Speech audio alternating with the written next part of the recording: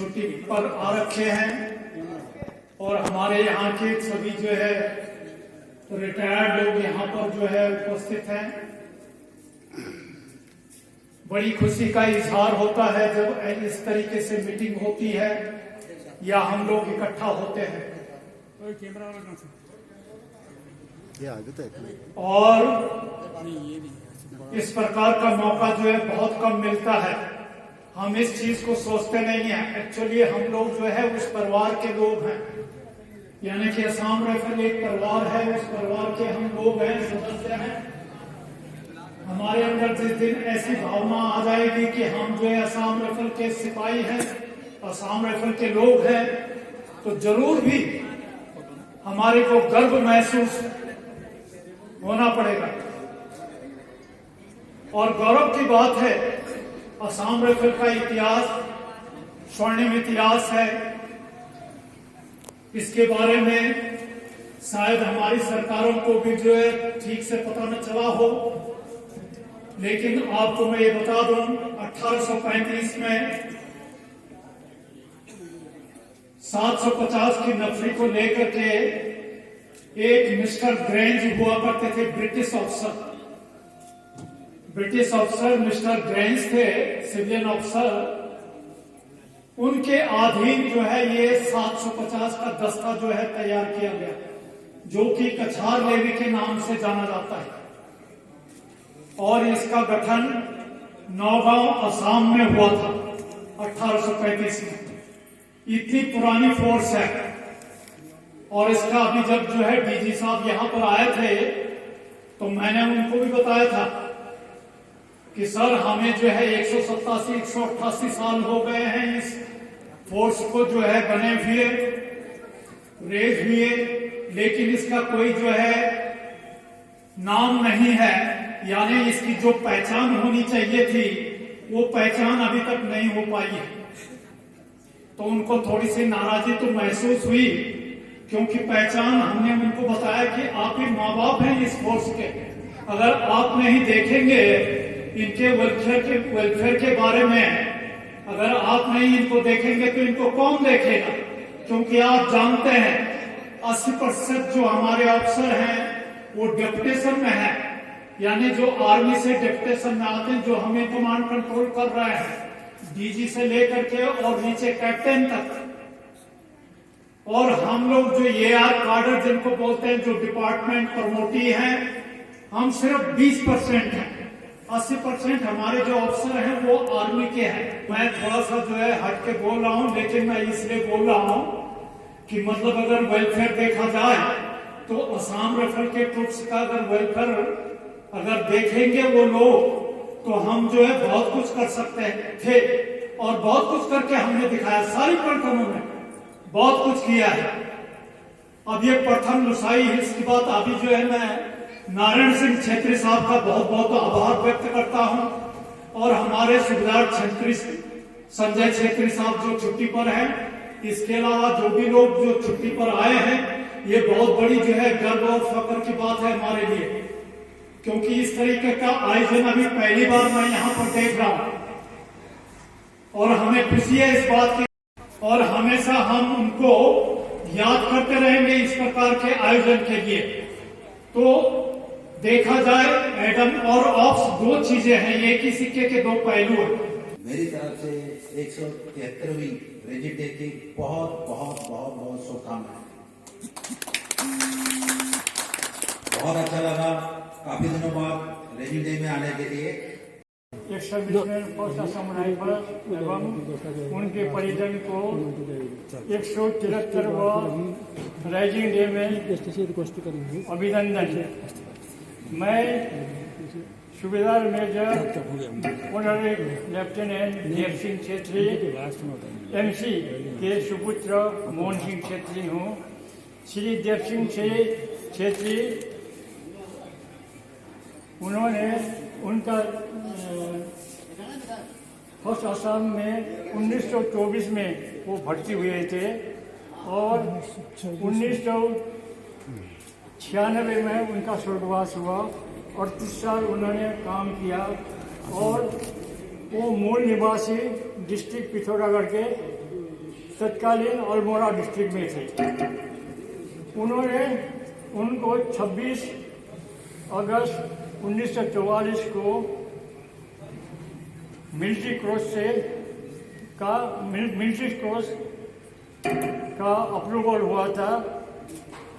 CNC, तत्कालीन CNC British government, और उसका छोटकरी में बताता हूँ उन्होंने उस बहादुरी में क्या क्या किया है। 2 जुलाई 1944 को आदेश हुआ कि जमींदार, तत्कालीन जमींदार बोलते थे नायब सूबेदार को, जमींदार अपने बटालियन में से 2 सेक्शन को लेके आगे बढ़े और आगे बढ़कर एक चीखा नाम है, वो वर्तमान में म्यांमार पर बर्मा में है, वहाँ एनिमी के पोस्ट, दुश्मन के पोस्ट है, वहाँ जाके उनको क्या कहते हैं मुआयना करके वाकई में दुश्मन है तो वहाँ वज्रपात करें।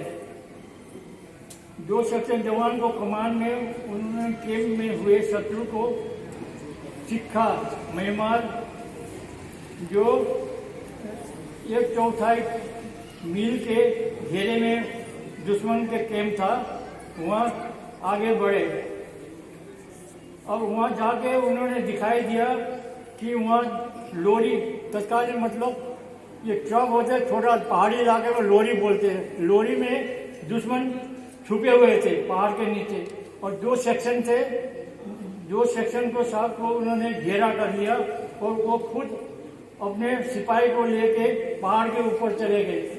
वहाँ जाके उन्होंने अम्बुश लगाए, अम्बुश लगाते फिर उन्होंने कमांड किया कि फायरिंग करते जब चारों तरफ फायरिंग हुआ, फिर उन्होंने अपने पास जो ग्रेनेड था, ग्रेनेड निकाल के उन्होंने 2 ग्रेनेड मारा नीचे, और 2 जो लोरी थे उसमें कम से कम 30 दुश्मन थे। 30 दुश्मन में ग्रेनेड से 19 दुश्मन को उन्होंने मार गिराया। उसके बाद कुछ नीचे उतरे और साइड से भी फायरिंग करते रहे। फायरिंग करने के बाद जितने भी लोरी थे, लोरी के जो आर्म एम्यूनेशन थे सारी उन्होंने तबाह कर दिया। तबाह करने के बाद में फिर आदेश हुआ सब मतलब वहाँ जाके चेक करो। वहाँ देखा तो कुछ नहीं था, कुछ एम्यूनेशन था छोटे मोटे जैसे भी, तो उसको सारे उन्होंने लेके फिर अपने सारी क्या कहते सेना और जवान के साथ वापस आए। किसी प्रकार की अपने जवान के हताहत नहीं हुई, उस हताहत में नहीं हुए, और फिर उन्होंने पेट्रोलियम पार्टी को जापानी क्या कहते दुश्मन थे, उन पेट्रोलिंग पार्टी को भी उन्होंने क्या कहते फायरिंग करके उनको वापस खदेड़ दिया। खदेड़ के जितने भी उनके पास वो सेना थे, जो फ्रंट लाइन में 2 सेक्शन थे और उनके प्लाटून के और पीछे थे, रियर में थे, और लेके वो 35 किलोमीटर को फिर पेट्रोलिंग करते करते फिर वापस अपने निश्चित जगह पे आ गए। इसी कारण जो 19 शत्रु को जो मारा, इसी के मध्य तत्कालीन उनको मतलब उस टाइम क्या कहते भी फोर्स बोलते थे, भी फोर्स होते थे। भी फोर्स में लुसाई हिल बटालियन, लुसाई हिल ब्रिगेड होते थे। फिर उनको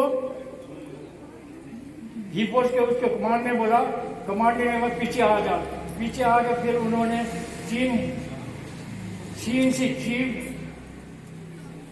CNC ने उनको रिकमेंड करके जनरल इंचार्ज 11 आर्मी ग्रुप ने अप्रूव किए 26 अगस्त 1944 को। इसी प्रकार उनको MC के अवार्ड मिली थी। और तत्कालीन यूनाइटेड प्रोविंस के निवासी होने के कारण गवर्नर यूनाइटेड प्रोविंस, अब तो उत्तर प्रदेश हुआ, उन्होंने उनके लिए 500 रुपये के जागीर अलाउंस का ऐलान कर दिया। ये 1944 में हुआ था, जागीर लड़ा 1945 में, सालाना 500 रुपये। उनको कहा गया आपने जमीन लेना है ले लो। लैंड रेवेन्यू के क्या कहते हैं वो अफसर लोग हमारे गांव में आ गए। गांव में जाके हमारे जो क्या बुबू लोग थे हमारे पिता के, उन्होंने कहा हमने जमीन क्या लेना, हमें पैसे दे दो 500 रुपये।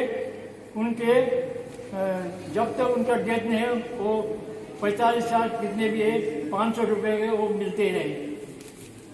यही उनका क्या कहते पराक्रम था। पराक्रम से उनको मिलिट्री क्रॉस मिला है। जय जवान जय आसाम राइफल। भाई अपने एक्स सर्विसमैन और सर्विसमैन साथी भाइयों को मेरी तरफ से काम रहा। मेरे को सेना मेडल जो है अरुणाचल में मिला है। इसमें मैं पोस्ट का काम कर रहा था, पोस्ट कमांडर का काम भी कर रहा था। तो वहाँ पर क्या हुआ, खबर मिली इसमें दिसंबर 7 को ये जो पोस्ट घोषित थी उस टाइम पर इनको ही बोला गया कि ये पहले के 7 जवान जो है आ रहे हैं, वो कहाँ से आ रहे हैं, बर्मा से आ रहे हैं। तो इसमें क्या हुआ कि हुकम सिंह नायब सरदार हुकम सिंह की टीम को मैंने भेज रखा था अपने तरफ से, लेकिन वो जहाँ काम का बोलने वाली जगह है मैं जल्दी जल्दी बोला, काम का ट्रैक पर बोला अमूस लगाओ 72 घंटे का, 72 घंटे का। उसके लिए हुकम सिंह वहाँ था, मैं पोस्ट में था। तो मेरे को खबर मिली कि वो काम का नहीं, वो जो है दूसरे रास्ते पर गायब है। उस जगह में जाकर के मैंने दिखाने पे तो मैंने फर्स्ट लाइट में दिखाया, लेकिन मैंने उनको 1 बजे रात को कैप्चर कर दिया। तो उसमें थे 6 उग्रवादी थे, बिना फायर का उनको मैंने कैप्चर किया है। उनके पास में 6 के 6 की बात क्या थे।